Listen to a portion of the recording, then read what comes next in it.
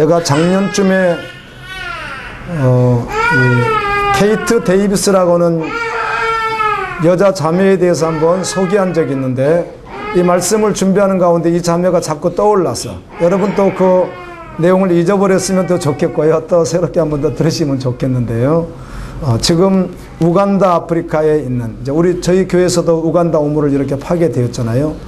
우간다 아프리카에 있는 자매인데, 아주 특별히 부자란 말을 하기가 좀 거북스럽긴 합니다만은 부족함이 없는 아주 그렇게 부유하게 살아가는 자매인데, 고3 때 여름방학 때였는데 우간다에서 고아원 봉사자를 좀 찾습니다. 이런 내용을 어떻게 접하게 됐습니다. 자매가. 그렇게 해서 부모님의 허락을 받고 지체들과 함께 우간다 이제 고아원을 돌보기 위해서 한 3주 동안 방학 동안 그곳에서 머물면서 이렇게 그들을 섬겼습니다. 그리고 이제 돌아와서 3학년 후반기를 지내며 대학을 준비하는데 자꾸 그들이 잊혀지질 않는 거예요. 이렇게 그냥 꼭 뭐가 이렇게 박힌 것처럼 안 잊혀지는 거예요. 그렇게 계속 생각을 하다가 대학은 이제 합격을 하고 다 준비가 되어 있는데 부모님에게 계속 이렇게 부탁을 했어요. 부모님, 어차피 저 대학 합격도 했고 1년 후에 가면 안 되겠습니까? 1년만 우간다에 가서 고아원들과 함께 섬기며 있고 싶습니다. 근데 부모님이 뭐 쉽게 허락하지 않았겠죠.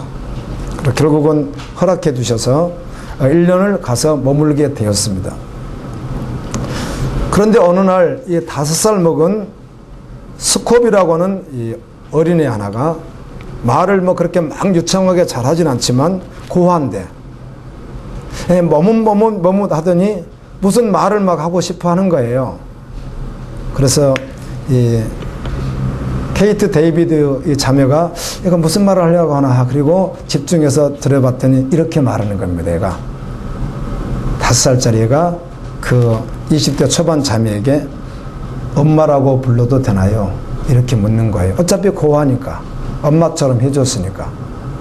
근데 그 말을 듣는 순간 주님 일하시는 것이죠. 근데 이제 정말 이제 꼼짝달싹 없을 만큼 사로잡혀 버린 거예요. 그 애가 엄마라고 불러도 되나요? 그래서 그를 자매인데도 불구하고 제일 처음 그를 입양했어요. 이제 부모님도 좀 돕기도 하고 뭐 어떤 부자라고 했잖아요. 뭐 그 상황은 잘 모르겠지만 뭐 선교단체도 있겠고, 그래서 입양을 했는데 그렇게 입양을 하다 보니까 14명을 입양을 했어요. 14명을 자매인데 지금도 30이 되지 않았습니다. 20살에 가가지고 이제 만 19세에 간 거죠.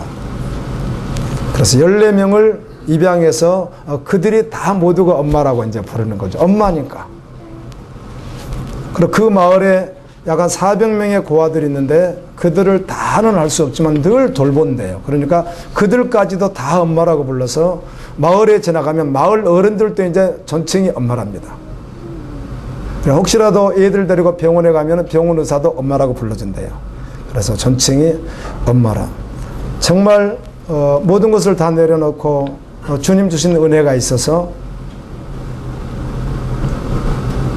주님의 부르심 따라서 자기의 삶을 주님이 이 땅에 오셔서 우리를 섬기셨듯이, 십자가로 섬기셨듯이 그런 기회를 주셨고 성령이 인도해 주시니까 정말 모든 영광을 뒤로 다 돌리고, 여러분 그 생활이 그렇게 여러분 그냥 그 생활 자체가 편하겠습니까? 그럴 리가 없잖아요. 또 자매니까 고향도 그립기도 하고 친구가 보고 싶을 때도 있고 부모님이 보고 싶을 때도 있고, 그 자매 고백에 의하면 간혹 밤에 그것이 잠깐 이렇게 들어올 때는 눈물도 지어지고, 그런 시간들을 보내면서 주님이 부르신 그 부르심의 길을 걷고 있다고 하는 내용이 지금도 계속 화제되고 있습니다.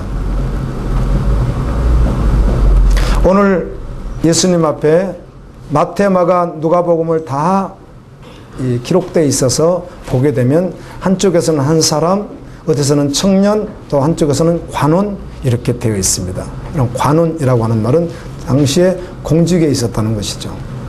그리고 이 사람은 특별히 돈이 많은 사람이었다고 이 성경은 증언합니다. 이 말씀 내용으로 봐서 예수님에게 나와서 이렇게 말합니다. 무슨 선한 일을 해야, 행위를 해야 영생 천국에 갈 수 있습니까? 이렇게 질문을 했습니다. 그랬더니 선한 일? 이렇게 질문하니까 예수님이 선한 이는 한 분이신데 참 그런 용어를 쓰는구나 이렇게 하시면서 그렇다면 율법을 지키라. 그럼 뭘 지킬까요? 뭘 행할까요? 살인하지 말라, 도둑질하지 말라, 간음하지 말라, 거짓 증언하지 말라, 이웃을 사랑하고 부모를 공경하라. 이렇게 예수님이 말씀했더니 이 사람이 하는 이야기가 저 지켰습니다. 그런데 이 지켰으란 말이 마가복음에서 보게 되면 어려서부터 지켰습니다. 이렇게 되어 있습니다. 어차피 유대인은 모태신앙이니까 저는 어려서부터 지켰습니다. 오늘 본문에는 그렇게 되어 있지 않지만 또 다른 성경에서는 마가 누가 같이 다 기록되어 있잖아요. 그것에 보면 예수님이 그를 사랑하사 이 단어가 있습니다.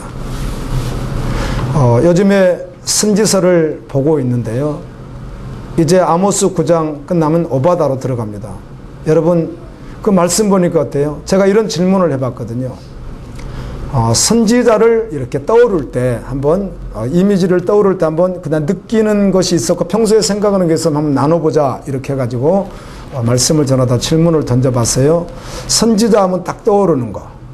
자, 굉장히 양보가 없는 사람처럼 보이는가, 마음이 아주 이렇게 모든 걸 양보할처럼 보이는가 그랬더니 양보가 없는 사람처럼 보이는데요. 그러면 굉장히 날카롭게 느껴집니까? 부드럽게 이미지가 느껴집니까? 그랬더니 날카롭게 느껴지는데요. 뭐 이렇게 이제 한번 생각해 봤어요. 선지자에 대해서 참 선지자를 말하는 것입니다. 그런데 선지자는 자기 말 한 적은 없습니다. 아멘. 그리고 또 선지자가 다른 사람에게 피해를 준 적도 없습니다. 물질적 피해, 어떤 상황적 피해, 마음의 피해를 준 적이 있어요? 없어요? 없습니다. 그는 언제나 주님의 말씀을 대언했을 뿐입니다. 그들이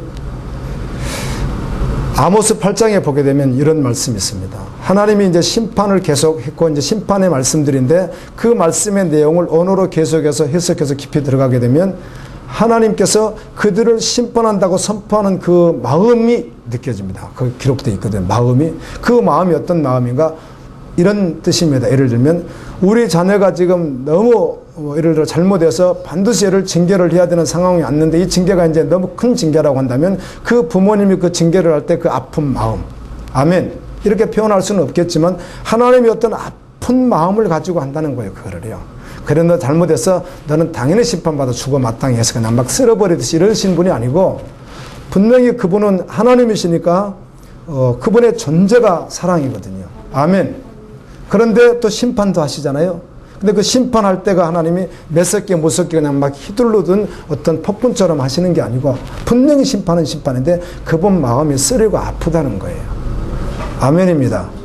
아멘. 그게 그런 마음들을 누가 가지고 있겠어요? 선지자가 가지고 있는 것인데 겉으로 보니까 복음에 양보가 없으니까 타협이 없으니까 오직 말씀을 그대로 전하니까 딱딱하게 보이고 그들은 좀 냉정하게 보이고 그런다는 거죠. 선지자들이. 실제는 주님의 마음을 담아서 부어서 전하는 겁니다. 아멘.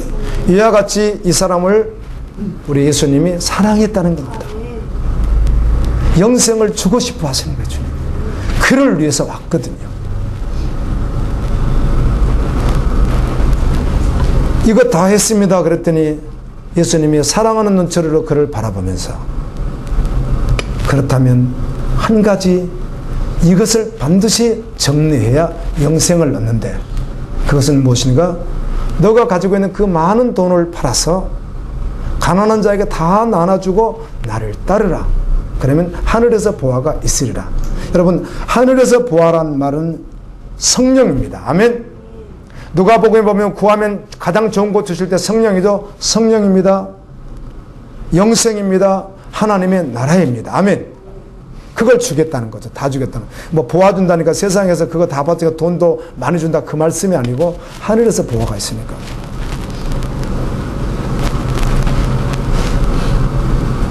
여러분 가운데 혹시 좀 가난하십니까? 그래서 다 바치라면 뭐 별거 없어서 바치고 그냥 예 따라가서 하겠습니까? 예, 그렇게만 우리가 이 말씀을 받아들일 수 없는 것이 너의 전부를 어떻게 하라는 거죠? 너의 사상, 생각, 너의 모든 상황, 너가 가진 모든 취하고 싶은 것들, 지금까지 세상에 살았던 모든 것을 다 내려놓고 전부 되어서 어떻게 하라는 거? 주님 앞에 나오라는 거 맞죠? 아멘. 그렇다면 우리도 다 적용해야 되는 거죠. 그래, 나는 무엇일까? 그랬더니 이 청년이 재물이 워낙 많으니까 근심하며 갔어요. 보세요. 주님은 사랑하사 그에게 하늘의 부활을 정말 주고 싶어 하시고 그것을 위해서 이 땅에 오신 그분이 말씀했는데 세상 것 그거 사단에게 속은 것입니다. 이걸 붙들고 돌아갔습니다. 그때 예수님이 이렇게 말씀합니다. 천국 가는 거, 구원 받는 것이 부자가 천국에 가는 것보다는 낙타가 바늘귀로 들어가는 것이 더 쉽다는 것이에요. 이건 여러 가지 해석할 수 있습니다. 이스라엘의 조그마한 구멍을, 성의 구멍을 해석할 수 있지만, 어떻든 우리 번역 이대로 받아도 큰 문제가 되지 않거든요. 여러분, 바늘 구멍 아시잖아요. 대전 동물원에 갔더니 여러 종류의 낙타가 있더라고요. 와, 낙타 굉장히 크더라고요. 이번에 이스라엘에 가면 낙타 탈 기회가 주어지겠죠? 그럼 그 낙타가 어떻게 바늘귀로 들어갑니까? 그 낙타를 바늘귀로 들어가게 하려면 요즘에 또 우리 상상이 얼마나 풍성합니까? 그냥 산채로는 못 들어가니까, 산채로는 못 들어가잖아요. 못 들어가니까 그걸 어떻게 하면 되죠? 완전히 가루로 만들어서 완전히 만들어서 그 가루로 만들어서 양이 얼마나 많겠어요. 그걸 이제 다 통과하게 하면은 들어갈 수 있겠죠. 어떻게는 죽어서 가루 만들어서, 아니면 그걸 할 수만 했다면 액체로 만들 수 있나요? 하여튼 어떻게 만들어 가지고 바늘기로 한 방울도 남김없이 다 빠뜨린다면 데려갈 수. 근데 그게 더 쉽다는 거죠. 주님은요. 낙타가 바늘기로 가는 것이 부자가 천국 가는 것보다 더 쉽다. 천국 가기 어렵다는 것이죠. 이 말하니까 제자들 오늘 보세요. 말씀 이렇게 합니다. 몹시 놀랐다는 것이요. 갑자기 그냥 어때요? 쾅 하나 얻어맞는 것 같은 거예요. 아니, 예수님 이게 무슨 말씀이에요? 쾅 얻어맞는 것 같은 충격을 받고 주님께. 그럼 누가 도대체 구원 받는단 말이에요? 세상에 아무도 구원 못 받겠네요. 우리 간혹 성경 공부하다 보면 지체들이 그런 말 합니다. 목사님 말씀 듣다 보면요, 구원 한 명도 못 받을 것 같은데요. 주여. 그랬다는 거죠, 제자들이. 예수님 말씀을 들어보십시오. 그래, 사람의 노력으로, 행위로, 사람이 그 땀으로 구원받을 수 있는 것이 아니야. 아멘. 그러나 하나님이 하신다고. 할렐루야. 하나님이 그 구원을 이루신다고. 이렇게 말씀해 줬어요. 제자들이, 특별히 베드로가 이렇게 말하죠. 주님, 우리 모든 것 버리고 주님 따라, 정말 모든 것 버렸습니다. 부모, 이제 베드로는 성경에 보게 되면 그 아내와 함께 다니는 것으로 이렇게 묘사되어 있습니다. 바울도 그런 고백을 하죠. 다른 지체는 그 아내와 함께, 자매와 함께 그렇게 선교를 하던데 나는 결혼하지 않고 혼자 합니다. 이런 고백이 있잖아요. 베드로는 특별히 제자들 가운데 장모님에 대한 게 베드로 나오잖아요. 어떻든 다 버렸다는 것이죠. 그리고 따랐는데요. 그럼 우리는 무엇을 넣습니까? 구원 문제를 가지고 계속 대하는 가운데 그래요? 예수님께서 진실로 너희에게 이르노니 세상에 새롭게 되어, 그 말은 우리 예수 그리스도가 통치하시는, 지금도 통치하는 영원한 나라지만 완전히 회복돼요. 아멘. 주님 오셔서 영원한 나라를 통치하실 그때 내가 보좌에 앉는 것과 같이 너희들도 12보좌에 앉혀주리라. 아멘. 이 말을 11명이 들었으나 가룟 유다는 들리지 않았을 거예요. 보좌입니다. 이 말을 굳이 말한다면 이 땅에서 왕이 앉는 의자로 표현할 수 있겠으나 천국에서 보좌인 것입니다. 그리고 그뿐만 아니라 너희가 심판을 받는 것이 아니라 너희가 심판하는 자리에 앉게 되리라. 아멘. 주님과 같은 권위가 주어진다는 겁니다. 그리고 29절에서 내 이름이나 또 누가복음에서는 내 이름과 복음을 위하여 이렇게 되어 있습니다. 내 이름을 위하여 복음을 위하여 집이나 형제나 자매나 부모나 자식이나 전토를 벌인 자마다 여러 배를 받고 또 영생을 상속하리라.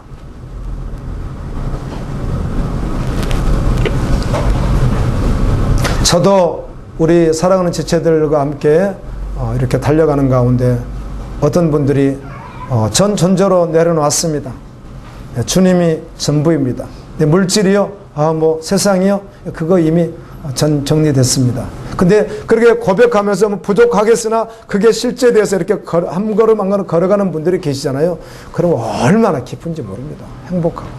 우리 주님이 얼마나 기뻐하시겠어요. 아멘. 잘한다고 얼마나 주님이 응원하시겠어요. 야, 잘 걸어가고 있어. 그래, 그렇게 너 계속 엎어져도 다시 일어나서 와야 돼. 그러시면서 주님이 얼마나 격려하시겠어요. 근데 여전히 그렇지 못한 분들을 볼 때는 정말 마음이 아픈 거. 주여 은혜를 주십시오. 제가 솔직한 고백입니다만은 목회한 지는 저는 얼마 안 된 목사예요. 제가 늦게 신학을 했잖아요. 많이 늦게 했거든요. 그리고 일반 분들보다는 보통 한 10여 년 이상은 훨씬 늦거든요. 10몇 년 정도. 15년 정도는 늦죠. 일반적으로 한 분들에 비하면 면적은. 그런데 초창기는 저도 좀 열심히 안 하면 이분들에 대해서 마음이 어려우면서도 또 자칫하면 무슨 마음이 들죠? 감정 속에 미움도 찾아올 때 있더라고요. 솔직히 그런 적들이 있었어요. 그런데 지금 가면 갈수록 정말 부족하지만 그런 마음보다는 이제 주님이 저도 이제 좀 성숙하게 이렇게 해주시는 것 같아요. 그리고 가면 갈수록 그런 분들을 바라볼 때 이렇게 연민의 정이 느껴지고 좀 이렇게 안타까운 마음들이 있어요. 지금 밉다 이런 그런 감정은 없어요. 주여 그렇게 함께 걸어가면 좋겠다. 아멘. 그리고 나서 30절에 그러나 먼저 된 자로서 나중되고 나중된 자로서 먼저 될 자가 있느니라 이 말씀을 하시는데 여러분 잘 아시듯이 이 말씀이 여기서 나오고 20장에서 나오고 또 누가복음 13장에서 나옵니다. 이 말이 30절에서 3번 이렇게 나와 있습니다. 각각 다 다릅니다. 내용이.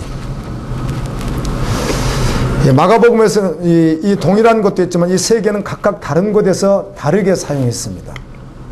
오늘 이 말씀에서는 구원 문제를 말씀하면서 영생 문제를 말씀하면서 먼저 된 자가 나중되고 나중된 자가 먼저 된다고 했는데 직역이나 세번역이나 다른 번역 성경들은 이렇게 번역하지 않고 이렇게 번역했습니다. 첫째 된 자가 꼴찌가 되고 꼴찌 된 자가 먼저 된다 이렇게 되어 있습니다. 그렇게 용어를 썼어요. 직역이나 세번역 같은 데 여러분 찾아보시면 꼴찌 첫째 이렇게 썼습니다. 근데 여기는 이제 먼저 된 자 나중되고 나중된 자 먼저 된다 이렇게 썼고요.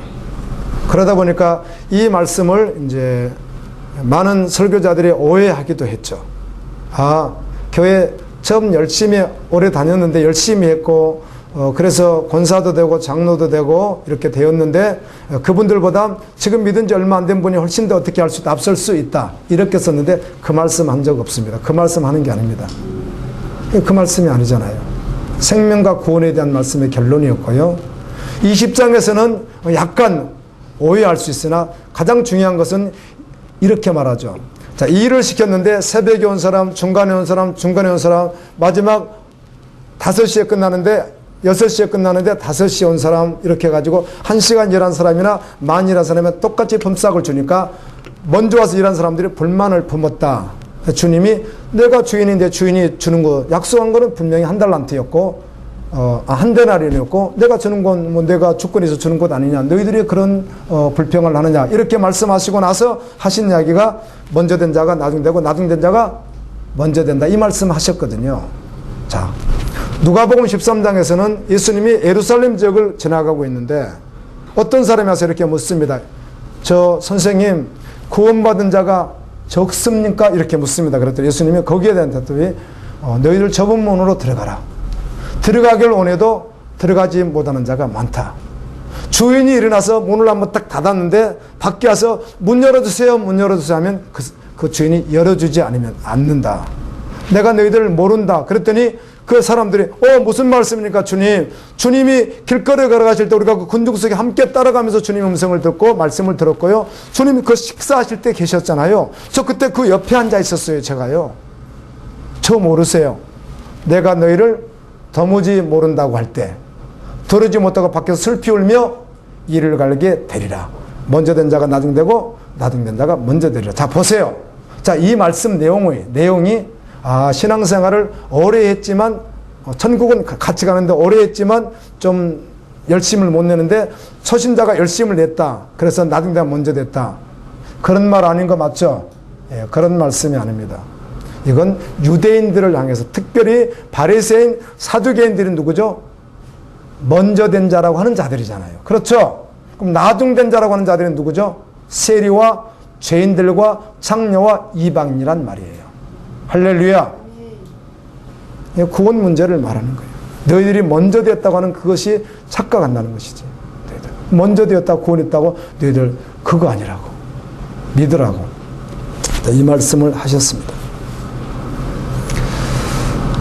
베드로전서 1장 24절 25절에 보면 그러므로 모든 육체는 풀과 같고 그 모든 육체의 영광은 풀의 꽃과 같으니 풀은 마르고 꽃은 떨어지되 너희에게 전한 복음이 곧 이 말씀이니라. 아멘. 주의 말씀만 세세토록 있도다. 이사야에 있는 말씀을 인용했는데요. 시편은 이렇게 되어 있습니다. 시편 103편 15절에 인생은 그날이 풀과 같으며 그 영화가 들의 꽃과 같도다. 아멘. 여러분 허망한 것 붙들고 살아갈 수 없습니다. 주님이 내려놓고 따르래요. 전보러 오래요. 여러분 인생은 마르고 시듭니다. 아멘입니다.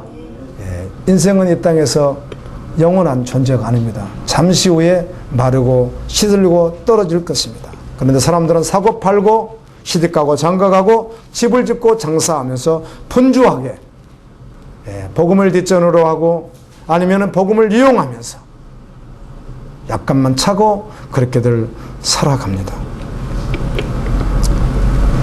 아모스 8장 5절을 보니까 이런 말씀이 있어요.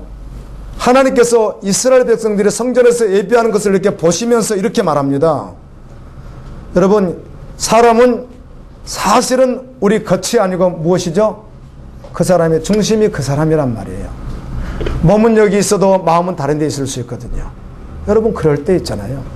그래서 그 사람 중심이 그 사람이라 주님은 이제 여러분 내일 정도 읽으실 때 사무엘상 16장에서도 사람은 외모를 보거니와 하나님은 중심을 보느니라. 엘리압을 딱 보고 그랬는데 성경은 이렇게 기록하고 있습니다. 하나님이 그를 뭐 했다? 버렸다. 그 사람들은 몰랐던 것입니다. 하나님이 그를 버린 것을 사람들은 모르는 거예요. 너무 모범적이고 교회생활 잘하죠. 사회생활 잘하죠. 또 실력도 있죠. 모든 걸 갖췄죠. 그러니까 사람들은 그가 왕의 자격이 있다고 봤는데 성경은 그렇게 되어 있습니다. 하나님은 그를 뭐 했다? 버렸다. 그리고 하나님은 아시는 거죠. 그의 중심을 아시니까 그러는 거예요. 예배를 드리는 그들을 보고 이렇게 말합니다. 올싹이 언제 지나서 우리가 곡식을 팔며 안식일이 언제 지나서 우리가 밀을 내게 할고. 몸은 성전에 있는데 무슨 생각하고 있는 거죠? 올싹은 이스라엘이 매월 첫날 드리는 예배입니다.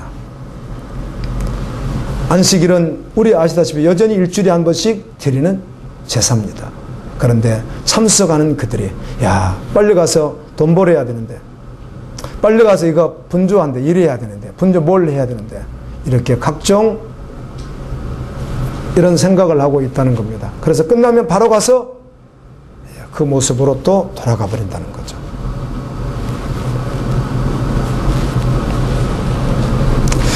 물어볼게요. 여러분 변화되어야 구원받죠? 그러면 적당한 변화라는 말이 있을 수 있나요? 어느 정도 변화라는 말이 있을 수 있나요? 그렇지 않습니다. 누구든지 그리스도 안에 있으면 새로운 피조물이라 이전 것은 지나가시니 보라 새 것이 되었도다. 이 새 것이라고 합니다. 적당한 변화는 존재하지 않습니다. 그런데 그 적당한 변화는 반드시 보이게 되어 있습니다. 실제 변화도 보이게 되어 있고요. 이런 거죠. 너무 열심히 하는데 속일 수 있다는 건데, 열심히도 안 하는데 속이는 거 아무것도 없어요. 열심히도 안 하는 모습이 그건데, 주님을 향해서 말하는 겁니다. 당연히 아직 변화된 사람이 아니죠. 그걸 왜 오해를 해요, 그거를. 주님이 이런 말씀 하신 적 있으면 물어볼게요. 너 앞으로 구원 받을 거야. 이렇게 말씀하시다가 한 번도 없다는 사실을 아십니까? 지금 구원 받았다? 너 지금 나를 믿으면 구원 받는다? 못 받는다? 이렇게 말씀했지. 앞으로 천천히 그렇게 하다가 받게 될 거야. 이런 말씀 하신 적 없습니다. 이건 교회에서 우리끼리 협의해야 할 뿐입니다. 그거를요. 오해는 하지 마세요.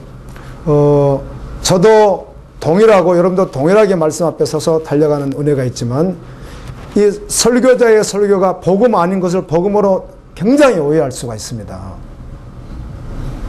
인본주의에 의해서 사람의 마음을 아주 굉장히 시원하게 해준다고 그게 복음이 아닌 것들도 되게 많습니다. 참고는 되는 것들이 있지만 복음이 아닌 게 되게 많아요.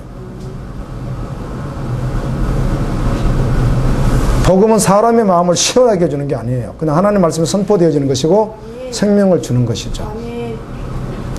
아멘.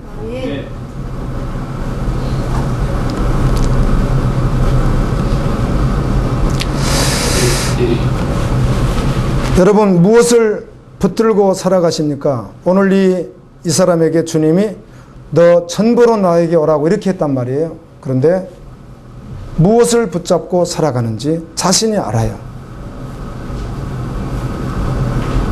정말 성령께서 역사하셔서 민감하게 깨워야 더욱 알 수 있습니다. 그렇지 않으면 모릅니다. 우리 이런 용어 많이 쓰시더라고요. 썩은 동아줄 같은 세상의 것 붙잡고 있으면 결국 그 줄은 끊어지는 것이죠. 예, 그렇습니다.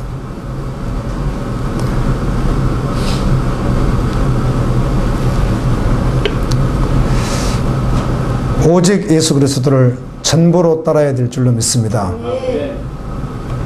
물어볼게요. 지금 전부로 따르지 않는 사람 뭐가 필요하다고요? 여러분, 정말로 오해하지 마세요. 한국교회가 이것 때문에 다 오해시켜놨다고 하잖아요. 그래서 성화 문제가 항상 문제라고 해서 그 성화 교리가 그렇다니까요. 믿기는 믿는데 성스럽게 변화되는 것은 서서히 될 수 있다. 이게 성화 교리라는 거예요. 그 용어가 틀리진 않습니다. 우리 개인에게 봐도 내가 정말 전적으로 예수를 믿는데도 불구하고 불쑥불쑥 올라오는 여러 가지 죄악들, 여러 가지 헛된 것들 올라올 수 있잖아요. 그래서 실수하기도 하잖아요. 그러나 정말 존재됐는데도 그리고 달려가잖아요. 그렇죠? 이 부분을 모두에게 적용시키면 안 된다는 거예요, 이거를요. 그렇게 될 사람이 있어. 그런 사람들이 있는 것이지. 아멘. 아멘.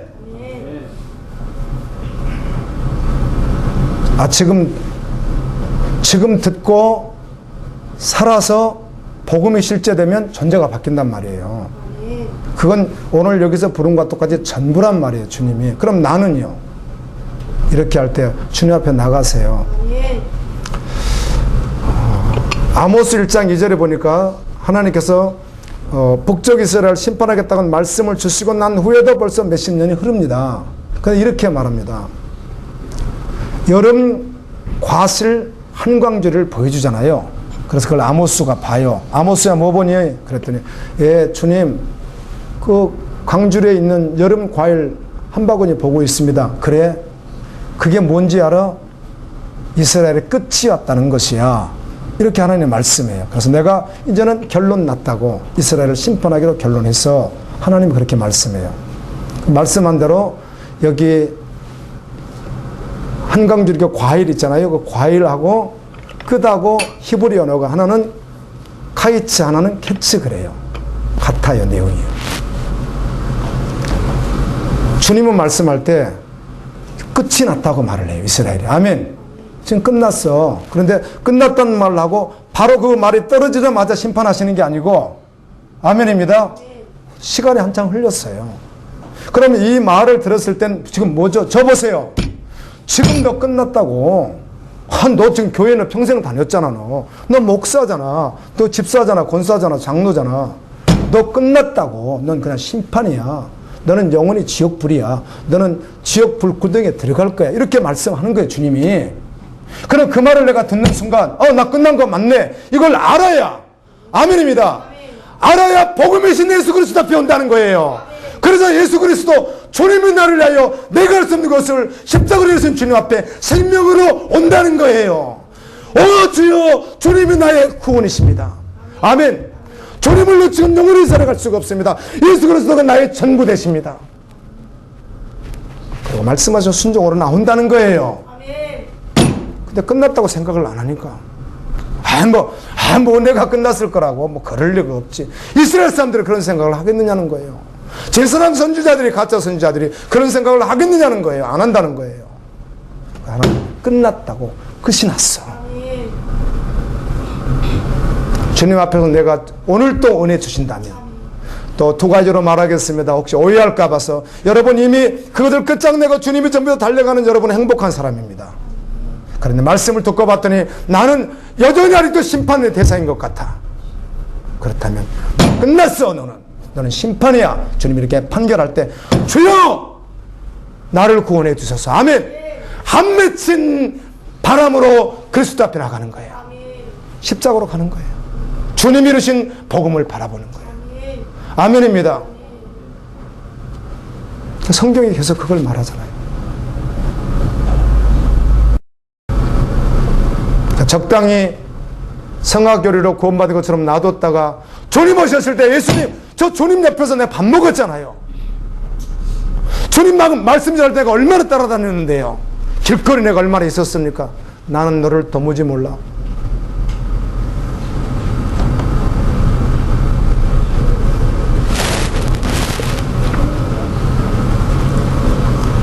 우리는 전도하는 사람 입장에서 케어하고 그들을 주님 앞에 세우는 사명을 감당하기 위해서 용어를 쓸 수는 있습니다. 이렇게 교회에 오셨으니까 앞으로 구원받을 것입니다.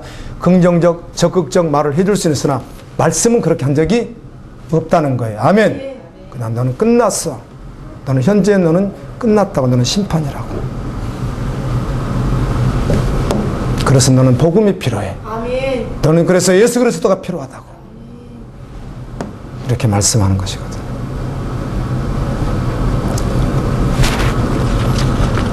지난주 성경 공부 시간에 반복을 하다가 마태복음 17장 이미 지나갔지만 한 번 더 보게 되었습니다. 잠깐 그 부분을 보는데 여러분 아시는 대로 예수님이 베드로, 야고보, 요한 3명만 데리고 높은 산에 올라가셨잖아요. 올라가서 3명이 보고 있는 데서 성경은 그렇게 말합니다. 보고 있는데 모세와 엘리야도 왔고 예수님이 변화가 되는 거예요. 그 변화된 모습에 대해서 옷이 막 휘어지고 막 그런 예수님 모든 광채가 나고 이렇게 변화가 되잖아요. 여기 변형대사, 이 개역 개정은 변형대사 그렇게 썼는데 이 말이 헬라어로 메데모르 포테라고 하는 말입니다. 근데 이게 무슨 말인가 하면 겉만 변형되는 것이 아니라 아예 존재 자체가 다 변형되버린 모습을 말합니다.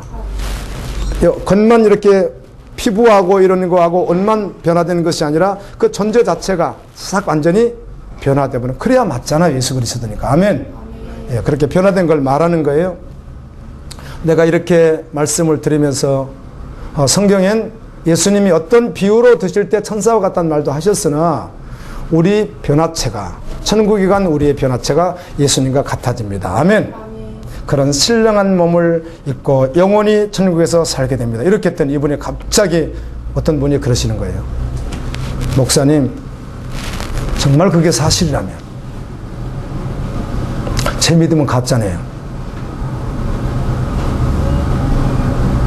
그러는 거예요. 이렇게 실제로는 이 정도 이게 사실이라고 한다면, 이걸 정말 믿는다면 자기가 봐도 자기는 아니라는 거예요. 제가 그분에게 당신은 아닙니다 말할 수 있겠어요? 주님은 당신을 위하여 이 땅에 오셨고 그래서 그리스도를 믿음으로 구원을 받습니다. 또 설명을 또 장시간 또 할 수밖에 없는 시간을 갖기는 했지만 그러는 거예요.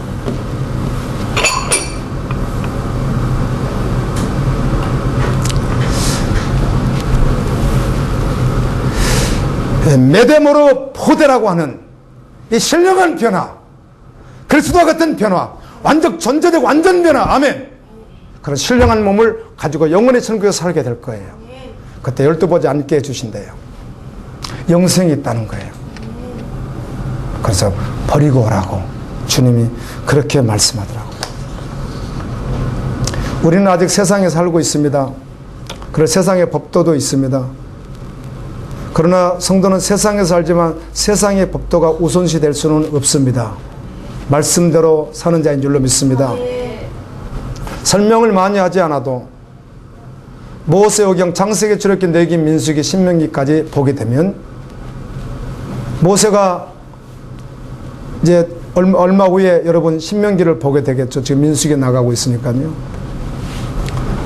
신명기는 모세가 비즈가산에서 요단강이 있고 앞에 여리고가 이렇게 있는 그곳에서 마지막 고별 설교라는 말을 하듯이 유언과 같은 설교라고 하잖아요. 그가 죽기 전에 했던 것이니까 그게 신명기 내용이잖아요. 그 신명기 내용은 하나님이 우리를 어떻게 인도했고 아담을 어떻게 창조하셨으면 어떻게 했고 어떻게 인도했고 40년 동안 우리를 어떻게 인도했는지, 그래서 그 상황 속에서 누가 구원에 이르고 누가 그렇게 원망불평하다가 어려움을 당했고 또 심판을 받았는지, 아멘, 이런 말들을 다 해주면서 하는 이야기가 이게 히브리어로 세마라고 하는 것입니다. 세마라는 것은 하나님의 말씀을 들으라 그 뜻이거든요. 그게 신명기 6장에 있는 특별히 4절부터 9절까지라고 말씀하기도 하는데요. 그 말씀입니다. 이게 아주 중요해서 원래 유대인들은 이걸 아침 저녁으로 암송하고 또 예배 때 우리 같으면 이렇게 그 교동문 하듯이 했다고 그래요. 지금도 뭐 하는 사람이 있겠죠. 그들 가운데는 이겁니다. 너희들이 어떻게 해야 된다는 거예요? 이렇게 시작해요. 이스라엘아 들으라. 우리 하나님 여호와는 오직 유일한 여호와시니라. 아멘. 들으라로 시작합니다. 들으라로. 들으라. 아멘. 들어야 살거든요. 그리고 너는 마음을 다하고 뜻을 다하고 힘을 다하여 내 하나님 여호와를 사랑하라. 오늘 내가 내게 명하는 이 말씀을 너는 마음에 새기고 신비에 새기고 내 자녀에게 부지런히 가르치며 집에 앉았을 때든지 길에 갈 때든지 누워있을 때든지 일어날 때든지 이 말씀을 강론할 것이며, 너는 또 그것을 손목에 매며, 뭐 어떤 분들은 이렇게 말하더라고. 손목에 맨 것은 모든 행동에 근거가 하나님이셔야 된다는 거죠. 아멘. 믿음으로 해야 된다는 말이 되겠죠. 그 다음에 내 미간의 표를 삼고 너의 생각과 사상과 모든 것이 다 누구여야 된다는 거예요? 예수 그리스도여야 된다. 그리고 내 짐 문설주와 바깥문에 기록할지니라. 아예 그냥 그렇게 하라는 거예요. 너의 집의 주인도, 그래 밖에서 보는 사람도 저 사람은 그리스도인이야. 주님도 너는 그리스도인이야. 이 말씀을 유대인들이 세마라고 그래요.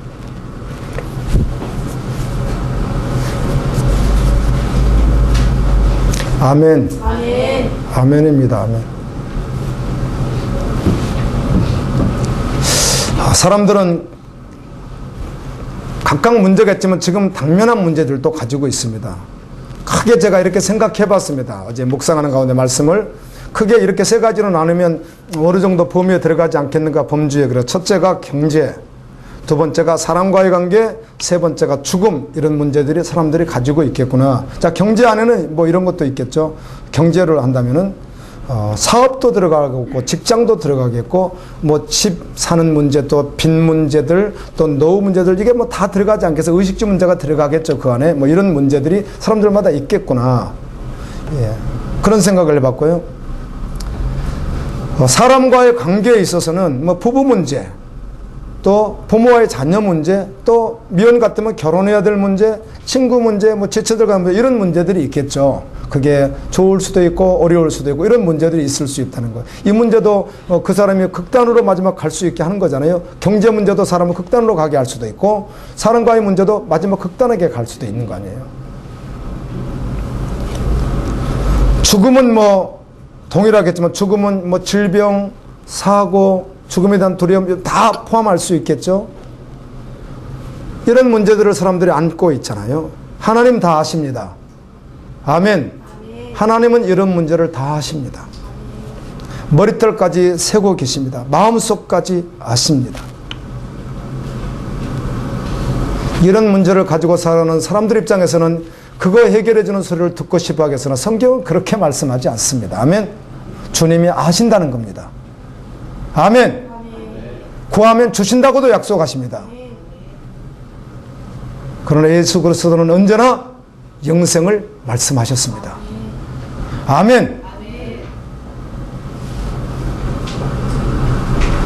우리 수많은 말씀 가운데 그래서 내 문제 끝내버리고 끝나버리고 내가 아프든 죽든 살든 있든 없든 끝을 딱 내버리고 끝내버리고 여호와의 전쟁에 들어가서 우리 함께 정말 황홀하게 주님과 함께 동행하는 것 소망하잖아요.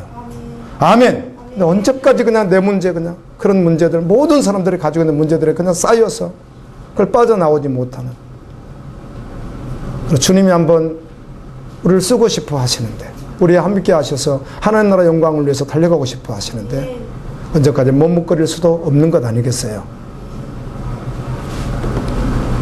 이거 예언하고 마치겠습니다. 하고 싶었어요. 그 마틴 노이드 존스라고 하는 목사님이 참 훌륭하신 분으로 우리 목회자들에게는 기억되고 있는 분입니다. 돌아가셨지만 왕실 주치 의사였습니다. 이분이 뭐 성공도 보장돼 있고 뭐 부족한 게 없죠. 영예도 있고 명예도 있는데 그런데 하나님의 은혜 가운데 영혼을 위한 부르심에 응답하여 그걸 다 내려놓고 그냥 목회자의 길을 이분이 걸어갑니다.